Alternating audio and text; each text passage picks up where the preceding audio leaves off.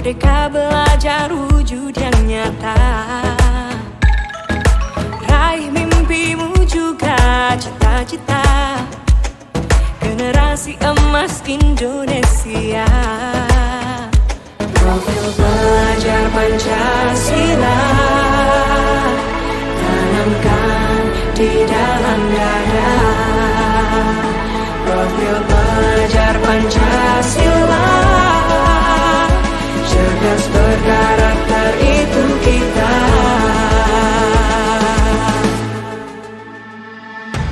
Beriman dan bertakwa pada Tuhan yang Maha Esa. Berakhlak mulia, berkebinekaan global kita. Gotong royong, berjiwa mandiri, berpikir kreatif dan bernalar kritis.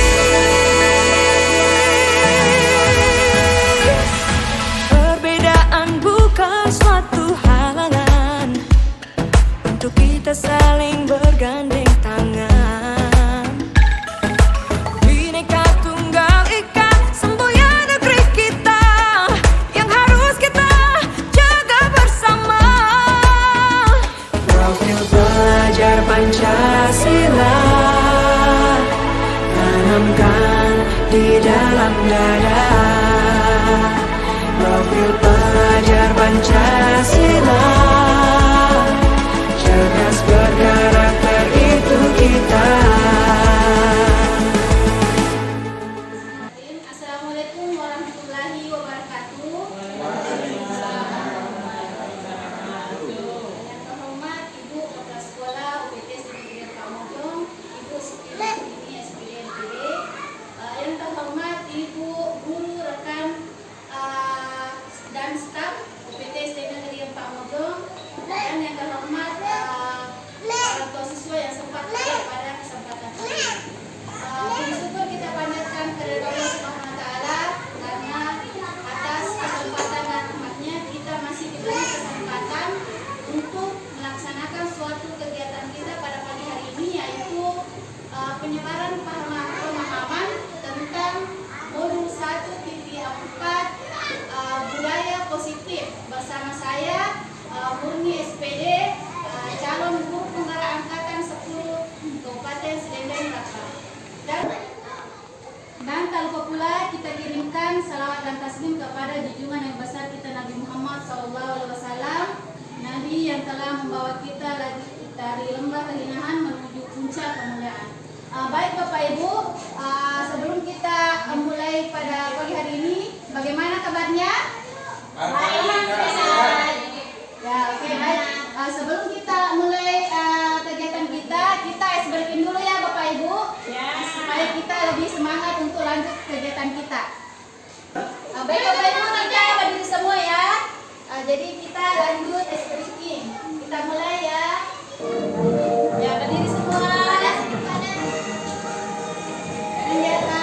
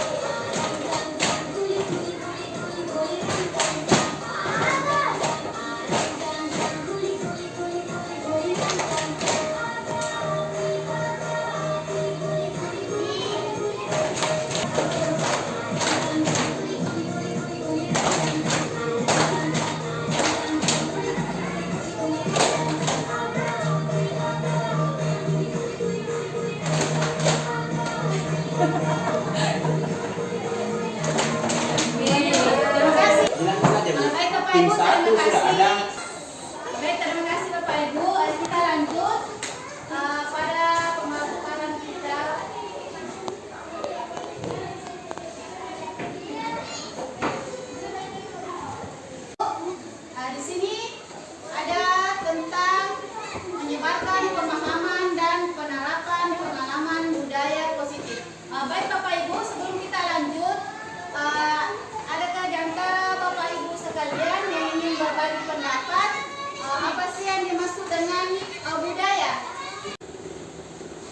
silakan Bu Anti.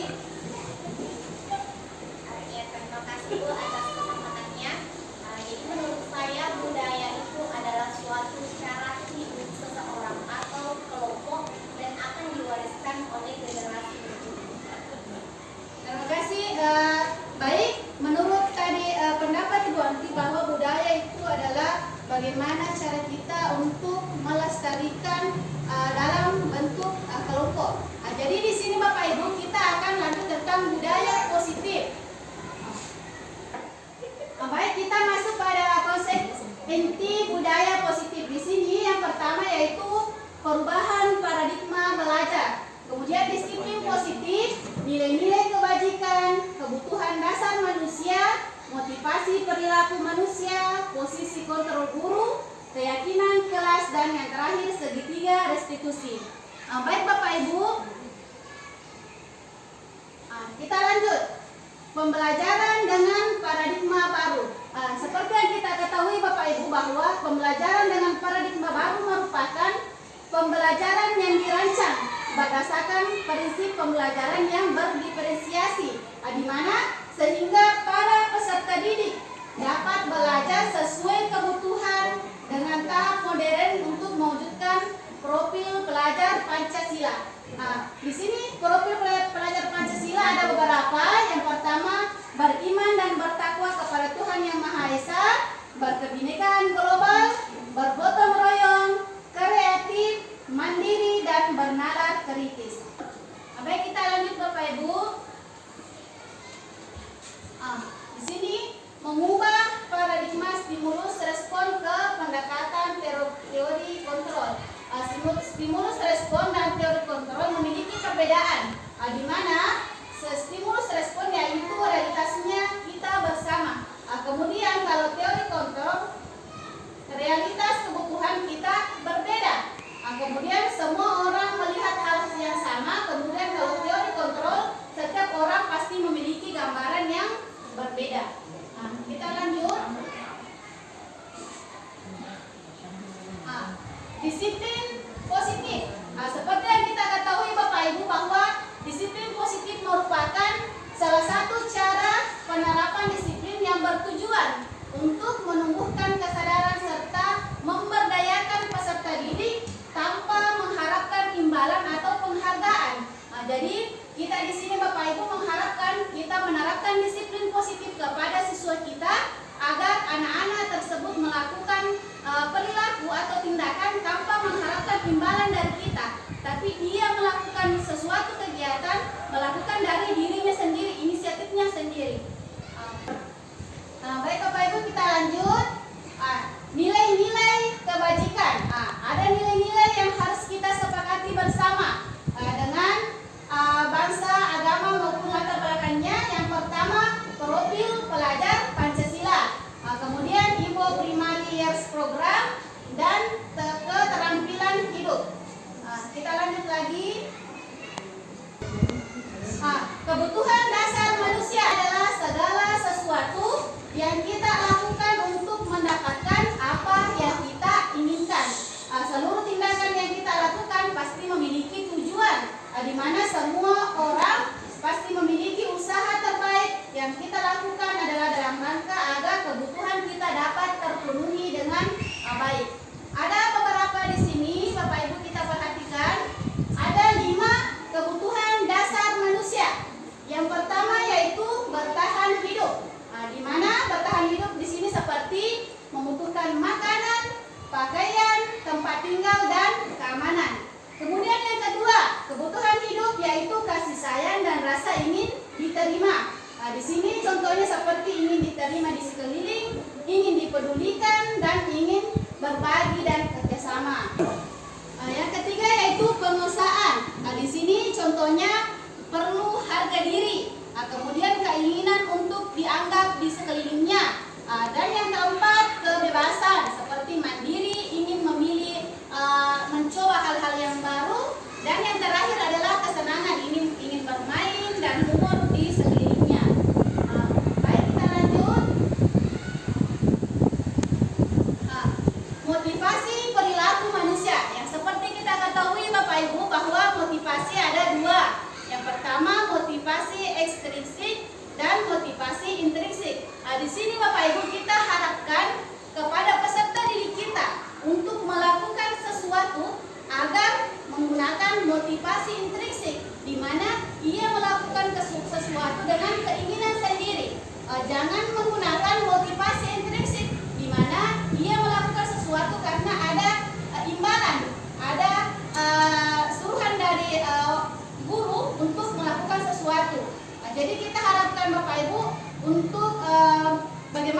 menerapkan kepada anak-anak untuk melakukan sesuatu dengan menggunakan motivasi intrinsik.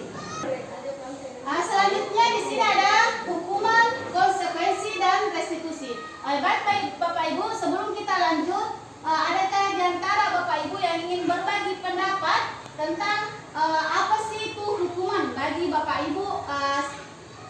Siapa tahu ada di antara Bapak Ibu yang ingin berbagi pendapat, silahkan.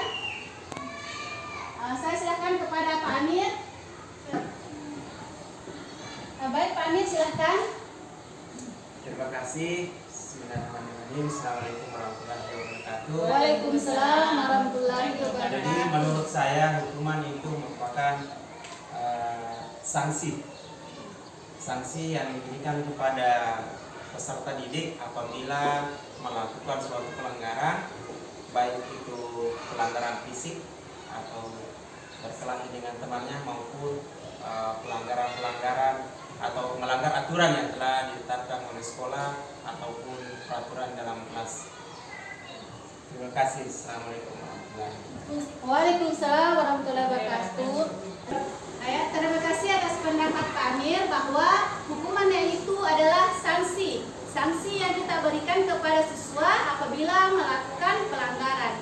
Jadi di sini Bapak Ibu kita lihat ada hukuman, konsekuensi, dan restitusi. Di sini ada perbedaan. Di mana letak perbedaannya? Kalau hukuman itu adalah tidak terencana, secara tiba-tiba melakukan sanksi kepada siswa tanpa ada kesepakatan.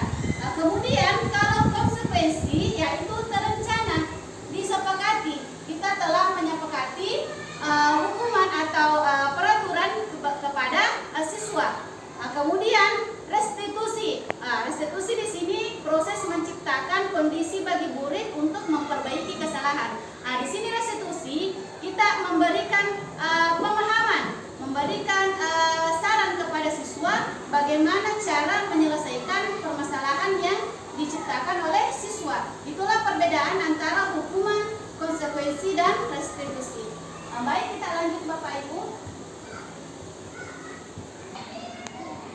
Kita lanjut 5 posisi kontrol guru. Yang pertama adalah penghukum, kedua pembuat merasa bersalah, ketiga teman, keempat pemantau, dan yang kelima manajer. Kita akan bahas satu persatu ya Bapak Ibu. Di sini ada contoh penerapan 5 posisi kontrol siswa. Ada kasus di mana siswa tidak memiliki atribut lengkap pada saat upacara bendera. Kita memposisikan sebagai penghukum dengan kalimat hormat melihat bendera selama 1 jam. Jadi di sini kita posisi kontrol penghukum langsung memberikan hukuman kepada anak-anak untuk hormat melihat bendera selama 1 jam. Kemudian di posisi kontrol pembuat merasa bersalah.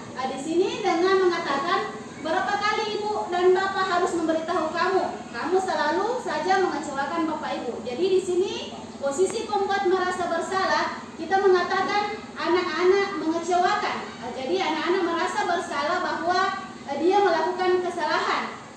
Kemudian yang ketiga, posisi teman, di mana yang mengatakan, ayo dong kita ikuti aturan sekolah. Tolong bantu bapak ibu ya, sekali ini saja. Lain kali jangan sampai berbuat kesalahan. Kemudian yang keempat, posisi pemantau, di mana kita memantau selalu pelanggaran yang dilakukan oleh siswa. Dan yang terakhir, posisi manajer, di mana mengatakan apakah kamu tahu kesalahanmu, kira-kira bagaimana memperbaiki kesalahanmu. Jadi di posisi manajer ini kita sebagai guru sangat mengharapkan bahwa apabila kita menemukan kesalahan seorang siswa, kita memposisikan diri kita sebagai manajer, di mana kita memberikan solusi kepada siswa untuk menemukan apa dan di mana letak kesalahannya dan bisa menemukan solusinya. Baik, kita lanjut. Di sini Bapak Ibu ada video yang akan saya tampilkan tentang 5 posisi kontrol guru. Jadi Bapak Ibu sekalian silahkan kita simak bersama videonya, kemudian kita berikan kesimpulan dari video tersebut apa perbedaan di antara 5 posisi kontrol yang ditampilkan.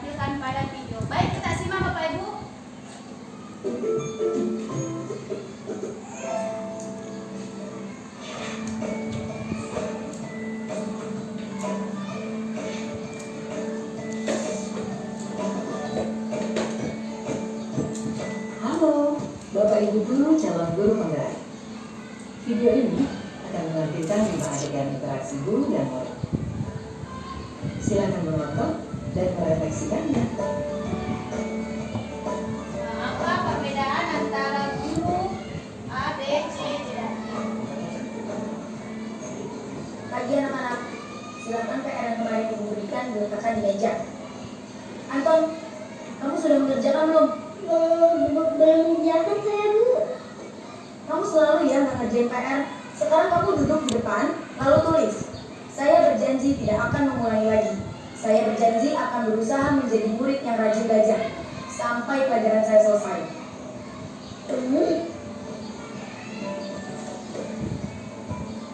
Pagi anak-anak, hari ini ada tugas ya. Ada yang belum mengerjakan? Anton, kamu sudah mengerjakan? Belum, Pak. Kamu tak mengerjakan tugas ya. Kamu mau jadi apa nanti? Kamu lihat sekolah sih. Coba bayangkan orang tuamu betapa kecewanya sama kamu. Kamu itu sudah kelas 5. Harusnya bertanggung jawab sama dirimu sendiri. Membuat jadwal kapan kamu akan mengerjakan tugas. Oh, gitu ya, Bu. Coba deh, Bu. Terima kasih, Bu.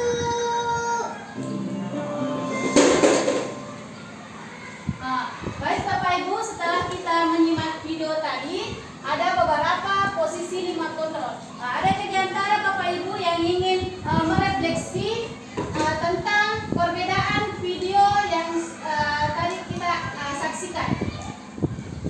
Bisa ada di antara Bapak Ibu?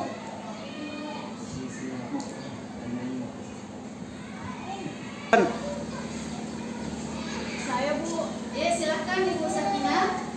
Terima kasih atas kesempatan yang diberikan. Tadi setelah saya memperhatikan video yang Ibu tampilkan, menurut saya video yang pertama itu menjelaskan tentang posisi kontrol penghukum. Kemudian yang kedua sebagai pemberi atau membuat merasa bersalah. Yang ketiga itu sebagai teman, yang keempat sebagai pemantau, dan yang kelima adalah sebagai manajer. Terima kasih. Baik, terima kasih pendapat Ibu Sakinah. Jadi seperti yang kita saksikan tadi pada video bahwa ada beberapa posisi kontrol. Jadi yang pertama video pertama tentang posisi penghukum. Kemudian yang kedua adalah posisi pembuat merasa bersalah. Kemudian yang ketiga posisi teman. Yang keempat posisi pemantau, dan yang terakhir adalah posisi manajer. Baik Bapak Ibu, di sini ada sebuah kuis. Silahkan kita lihat di sini kuisnya tentang posisi kontrol apakah aku. Kira-kira Bapak Ibu sekalian kita melihat kalimatnya. Saya kecewa sekali dengan kamu. Kira-kira posisi kontrol apakah aku? Kira-kira di sini posisi kontrol apakah aku? Pembuat merasa bersalah. Yang lain? Betul. Oke, jadi kita lihat ya jawabannya apa kira-kira? Pembuat merasa bersalah. Satu lagi ya Bapak Ibu kuisnya. Dengan kalimat, ayolah lakukan demi Bapak Ibu ya. Jadi kira-kira posisi kontrol apakah aku? Teman. Teman. Kita lihat jawabannya.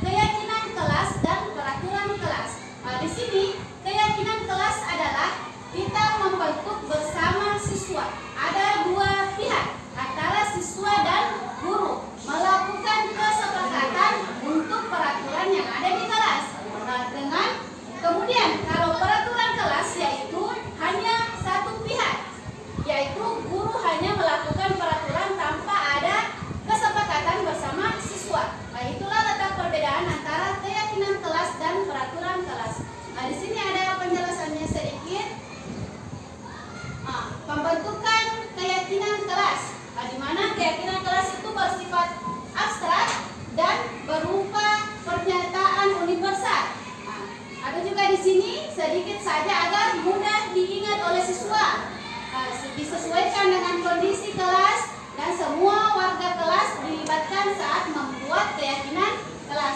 Di situ ada foto pada saat pembuatan keyakinan kelas. Ada contoh yang telah saya buat bersama siswa saya. Contoh keyakinan kelas di sini yang pertama adalah nilai integritas, di mana siswa datang tepat waktu dan menyelesaikan tugas yang diberikan. Kemudian nilai mandiri, di mana siswa berani berbicara, tampil di depan guru dan murid. Kemudian nilai religius, berdoa dan sesudah belajar. Kehormatan, saling menghargai, menjaga kebersihan dan tidak bermain pada saat pembelajaran berlangsung. Baik, kita lanjut Bapak Ibu. Ya. Kemudian yang terakhir adalah segitiga restitusi. Apa sih itu segitiga restitusi?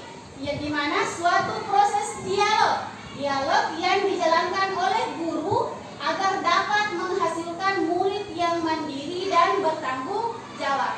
Di sini segitiga restitusi ada 3, yaitu menstabilkan identitas. Di sini ada beberapa kalimat yang bisa kita katakan, yaitu berbuat salah itu wajar. Tidak ada manusia yang sempurna. Bapak Ibu juga pernah melakukan kesalahan. Jadi distabilkan identitas Bapak Ibu, kita berbicara kepada siswa dengan menstabilkan identitas, mengatakan bahwa semua orang pasti pernah melakukan kesalahan. Jadi kalau bisa tidak diulangi kembali. Tindakan yang salah, di mana berdasarkan prinsip tersebut perilaku siswa berupaya memenuhi suatu kebutuhan. Ada beberapa kalimat yang dikatakan pada saat validasi tindakan yang salah. Yang pertama, kamu pasti punya alasan mengapa kamu melakukan hal itu. Kemudian, padahal kamu bisa melakukan hal yang lebih buruk daripada ini. Kamu melakukannya karena mempertahankan sesuatu yang penting. Jadi di sini Bapak Ibu, validasi tindakan yang salah, di mana kita sebagai guru mencari tahu mengapa siswa melakukan tindakan tersebut. Kemudian menanyakan keyakinan. Di sini ada beberapa kalimat, yaitu apakah keyakinan kelas kita? Nilai-nilai apa yang kita sepakati, seperti apa gambaran yang ideal. Jadi setelah 2 tahap yang kita lalui tadi, yang terakhir adalah menanyakan keyakinan. Setelah kita tadi membuat keyakinan kelas, disinilah kita sampaikan kepada siswa, apakah perbuatan yang kalian lakukan itu sesuai dengan kesepakatan kita, apakah sesuai dengan keyakinan yang kita buat di kelas.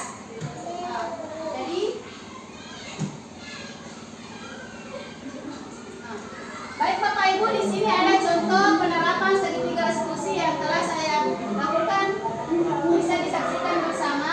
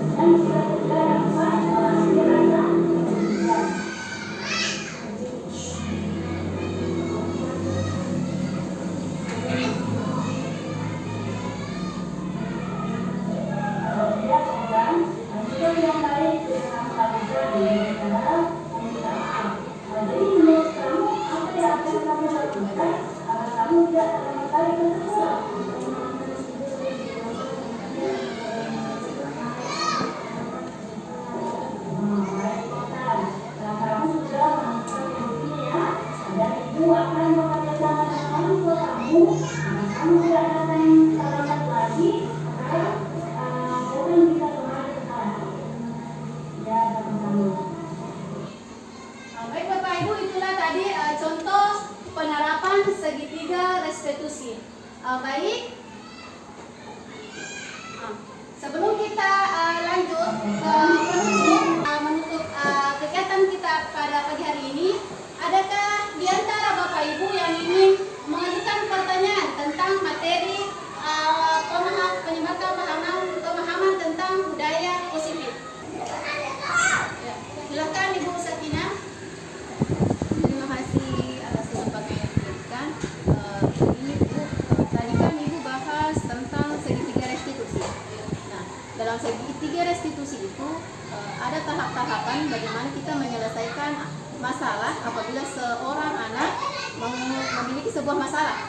Nah, bagaimana seandainya masalah yang dihadapi anak ini tidak selesai-selesai? Maksudnya anak ini memiliki masalah, tapi kita sudah melakukan tahap-tahap yang ada di segitiga restitusi itu. Tapi anak ini tetap mengulangi kesalahannya lagi, ya, dan begitu terus menerus. Nah, bagaimana menurut Ibu cara menyelesaikannya? Baik, terima kasih atas pertanyaannya Ibu Sakinah. Beliau mengatakan bahwa bagaimana cara apabila kita telah menerapkan segitiga restitusi kepada murid, tetapi siswa tersebut masih mengulangi perbuatannya atau kesalahannya. Baik Bapak Ibu, saya akan menjawab. Di sini setelah saya mengikuti elaborasi pemahaman kemarin, di sini mengatakan bahwa apabila kita seorang guru telah melakukan atau menerapkan segitiga restitusi, tetapi murid tersebut masih melakukan kesalahan, kita perlu bantuan Bapak Ibu. Kita kan manusia biasa. Nah, jadi kita perlu bantuan dari psikolog, di mana psikolog yang lebih tahu bagaimana cara menyelesaikan masalah yang tidak bisa diselesaikan oleh seorang guru. Nah, kemudian kita juga melihat dari latar belakang anak tersebut. Apakah anak tersebut memiliki permasalahan yang ada di rumah atau di keluarganya sehingga anak tersebut selalu berbuat kesalahan di sekolah. Nah, itu ya Ibu Sakinah pendapat saya. Selain Ibu Sakinah masih ada Bapak Ibu guru yang ingin mengajukan pertanyaan? Baik Bapak Ibu, sudah tidak ada pertanyaan lagi. Jadi di sini akan saya simpulkan materi kita pada pagi hari ini bahwa dalam penerapan program disiplin positif, hendaknya kita sebagai guru memiliki standar kepribadian atau profesional dalam sosial yang baik, bagaimana guru mampu merefleksi dirinya dalam posisi kontrol. Di mana posisi kontrol yang kita inginkan yaitu seperti manajer yang menuntun murid menjadi insan yang mandiri dan merdeka dan bertanggung jawab. Baik Bapak Ibu, sekian materi saya pada pagi hari ini. Mohon maaf jika ada kesalahan. Saya akhiri dengan ucapan wassalamualaikum warahmatullahi wabarakatuh. Waalaikumsalam warahmatullahi wabarakatuh. Beriman dan bertakwa pada Tuhan yang Maha Esa. Assalamualaikum warahmatullahi wabarakatuh. Perkenalkan, nama saya Amir Aceh SPD, salah satu guru atau rekan Ibu Murni, di mana pada saat ini mengikuti pendidikan yaitu calon guru penggerak angkatan 10 Kabupaten Silindra. Kami dari SD Negeri 4 Bojong baru-baru ini kami telah melaksanakan Ibu Murni, baru melaksanakan sesi presentasi atau berbagi praktik baik tentang modul yang kita pelajari yaitu tentang budaya positif. Nah, alhamdulillah kegiatan pada hari ini berjalan dengan baik sesuai dengan yang diharapkan oleh Ibu Murni, dan saya sendiri pribadi merasa sangat senang dan bangga memiliki calon guru penggerak seperti beliau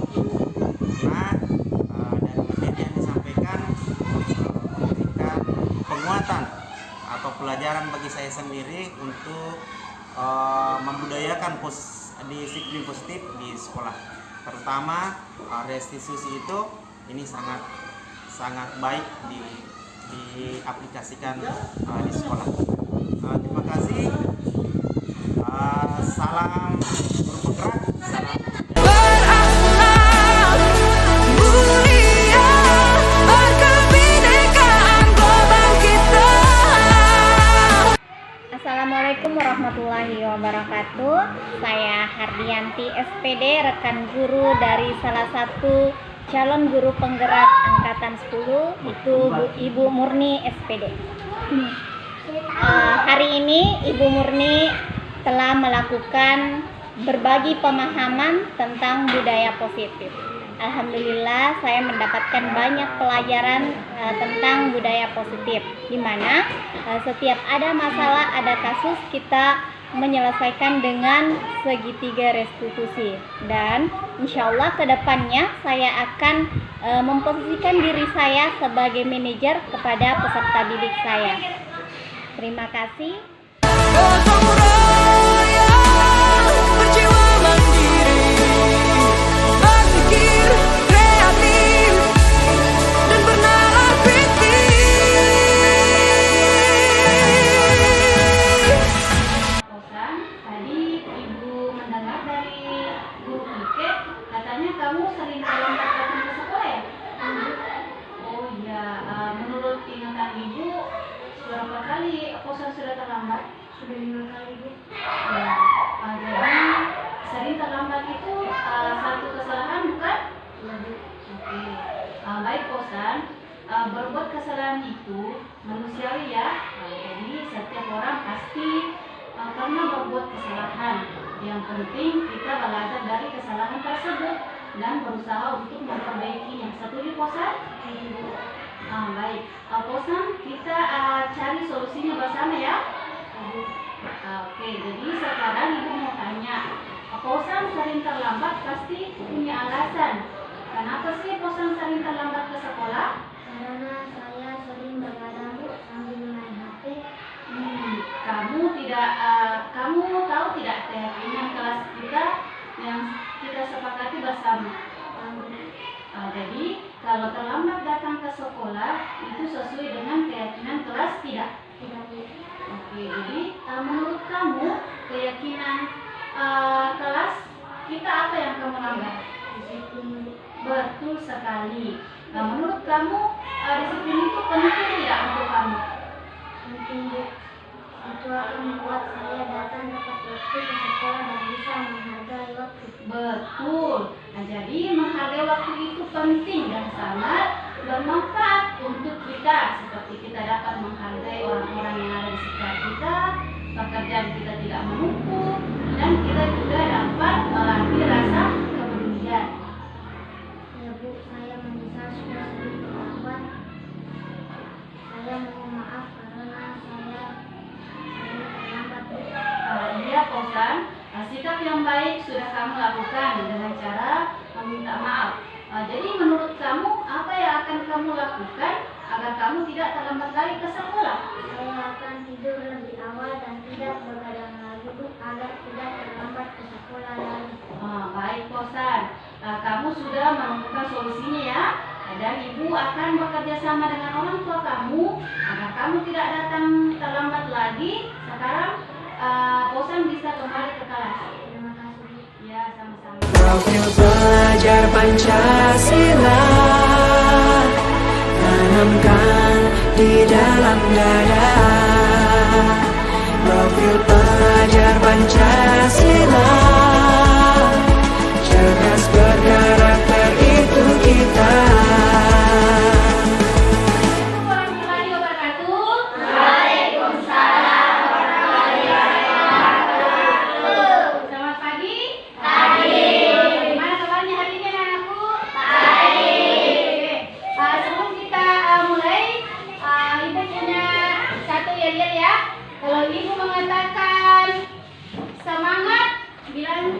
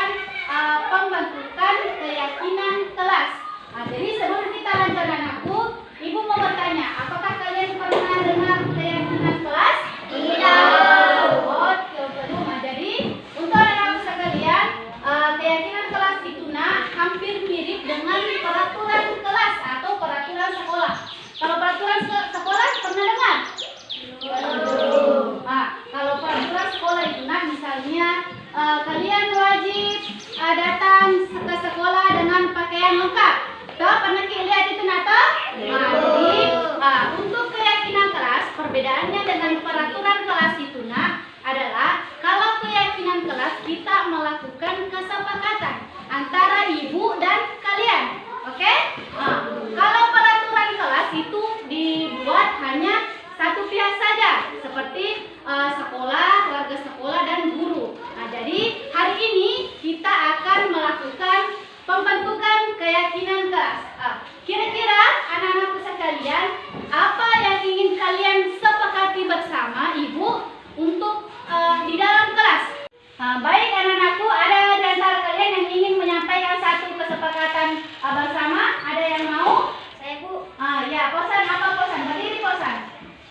berdoa sebelum dan sesudah belajar. Ya, jadi sudah ada satu tadi berdoa sebelum dan sesudah belajar. Itu termasuk nilai apa? Religius. Toh berdoa sebelum dan sesudah belajar. Bisa ada yang mau? Ya, oke, Adinda, berdiri Adinda. Datang ke kelas tepat waktu. Masih ada yang lain? Saya Bu, Ya. berani tampil di depan guru dan siswa. Oke, berani tampil di depan guru dan siswa. Jadi nanti di sini ibu punya sticky note. Kalian tulis sesuaikan kira-kira apa yang ingin kalian sepakati bersama ibu. Nanti ibu bagikan sticky note-nya ya. Baik, jadi sekarang silahkan anak-anakku tulis apa kira-kira keyakinan kelas yang akan kita sepakati bersama. Silahkan ditulis ya.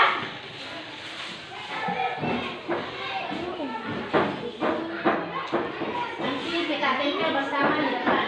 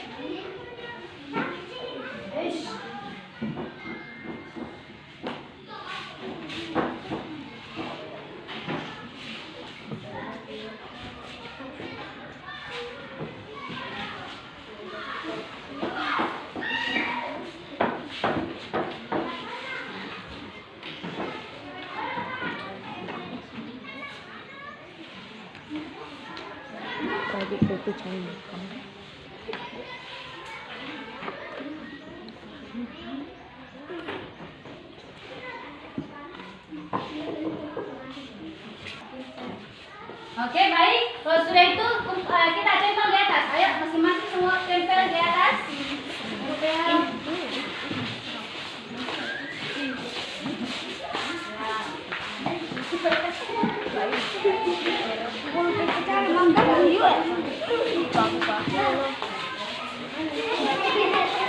Ya, boleh semua. Ya, oke, silakan duduk di tempatnya masing-masing. Oke, baik. Jadi adapun di sini beberapa yang kalian tulis ada 6 keyakinan kelas kita. Jadi ibu berharap setelah pembentukan keyakinan kelas kalian semua terapkan yakini apa yang kalian tulis di keyakinan kelas untuk kalian terapkan di dalam kelas. Oke, bisa? Bisa diyakini semua? Bisa dilakukan? Oke, jadi kita semua telah sepakat melakukan keyakinan kelas. Jadi untuk hari ini cukup sekian. Wassalamualaikum warahmatullahi wabarakatuh.